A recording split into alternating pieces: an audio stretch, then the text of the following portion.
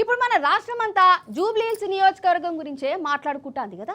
ఈ ఎలక్షన్లల్లా ఎవరు గెలుస్తారో ఈ పాటికి అందరికీ సమజయ్యే ఉంటుంది. అసలు నన్ను అడిగితే జూబ్లీహిల్స్ జనాలే కాదు తెలంగాణ అంతా ఈ ఓట్లల్ల కాంగ్రెస్ పార్టీకి బుద్ధి చెప్పుడే కావాలని మాట్లాడుకుంటారు. ఓట్ల కోసం వచ్చిన ఈ పార్టీ లీడర్లను అడుగడుక్కు నిలదీస్తూనే ఉన్నారు. పారి ఈ ప్రచారం సంగతి చూద్దాం మనం. నిజంగా జూబ్లీహిల్స్ నియోజకవర్గం అంతా గులాబీ గులాబీ జాతరనే నడుతాందోల్లా. ఏడ చూడు గులాబీ జెండాలే పలపలాడుతాయి. మన బీఆర్ఎస్ లీడర్లు కార్యకర్తలంతా సునీతక్క గెలుపు కోసం సైనికులు లెక్క ప్రచారం చేస్తాండ్లు. అగో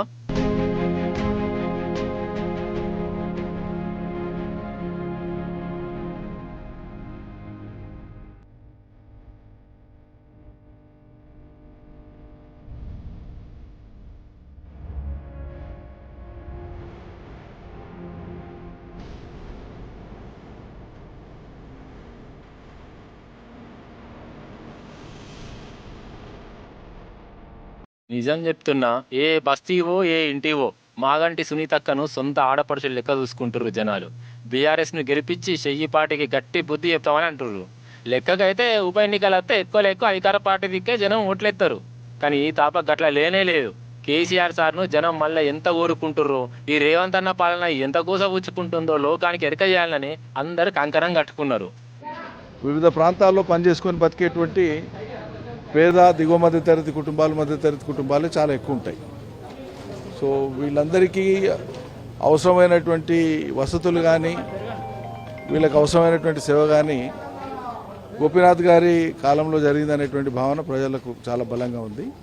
అదేవిధంగా కేసీఆర్ ప్రవేశపెట్టినటువంటి సంక్షేమ పథకాలు ఏవైతే ఉన్నాయో వాటి ప్రభావం ప్రజల మీద బాగా ఉంది. కేసీఆర్ ఫుల్గా కరెంట్ ఇస్తే అలా వీళ్ళు కరెంట్ ఇచ్చే పరిస్థితి లేదు. కేసీఆర్ ఫ్రీగా మంచినీళ్ళు ఇస్తే ఇలా వాటర్ బిల్లు కలెక్ట్ చేస్తున్నారు. కరెంట్ ఎప్పుడు వస్తుందో ఎప్పుడు పోతుందో తెలియదు. ఎవడొచ్చి ఏది కూలగొడతాడో తెలియదనే పరిస్థితి ఉంది.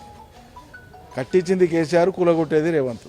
అంటే నిర్మాణం ఒకటి చేస్తే విధ్వంసం ఒకటి చేస్తున్నాడు. గోపీనాథ్ గారు చేసిన సేవలు కావచ్చు, కేసీఆర్ గారు 10 సంవత్సరాలు ఈ తెలంగాణ రాష్ట్రాన్ని అభివృద్ధి పథంలో నడిపించిన విధానం, అన్ని వర్గాల ప్రజలను ఆదుకున్న విధానం కావచ్చు. అదేవిధంగా మరి ఇప్పుడు జూబ్లీహిల్స్ ఎన్నికలలో కనుక టీఆర్ఎస్ పార్టీ మంచి భారీ మెజార్టీతో గెలిచినట్టయితే చెంపపెట్టు తయారవుతుంది. చెంపపెట్టులాగా ప్రభుత్వానికి మీరు చేస్తున్న పద్ధతి బాగాలేదు, హైడ్రా తీసుకొచ్చి హైదరాబాద్ నగరాన్ని అతులాకుతులం చేసిండ్రు, అసలు కారోబారే నడవకుండా చేసిండ్రు, ఇక్కడ ప్రజల జీవన విధానమే కుంటుపడ్డది. మరి కుంటుపడ్డానికి నిరసనగా మేము జూబ్లీహిల్స్ ఎన్నికలలో సునీతమ్మను భారీ మెజార్టీతో గెలిపించి ఆ ప్రభుత్వానికి చెంపపెట్టులాగా ప్రభుత్వానికి మళ్ళీ తెలిసొచ్చే విధంగా ప్రజల యొక్క నాడి తెలిసే విధంగా చెప్పడం కోసమే ఈ జూబ్లీహిల్స్ ఎన్నికల్లో ప్రజలందరూ కూడా స్పందన బాగుంది. అందరూ కూడా సునీతమ్మను గెలిపించుకుంటామని చెప్పేసి వాగ్దానం చేయడం జరుగుతుంది. ఇక బీఆర్ఎస్ పార్టీ ప్రచారంలో గట్ల దూసుకపోతుంటే ఇక ఇంకో దిక్కు చెయ్యి పార్టీల పరిస్థితి నరకం అంటే నరకమైపో.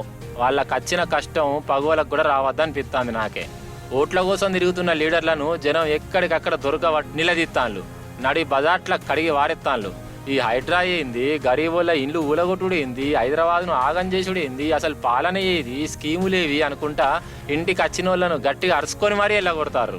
ఈ జూబ్లీహిల్స్ ఎలక్షన్లు 10 ఏళ్ల కేసీఆర్ సార్ పాలనకు 2 ఏళ్ల రేవంత్ అన్న పాలనకు జనం మనసులో ఉన్న మాట ఏందో ఓటుతోనే చెప్తారట.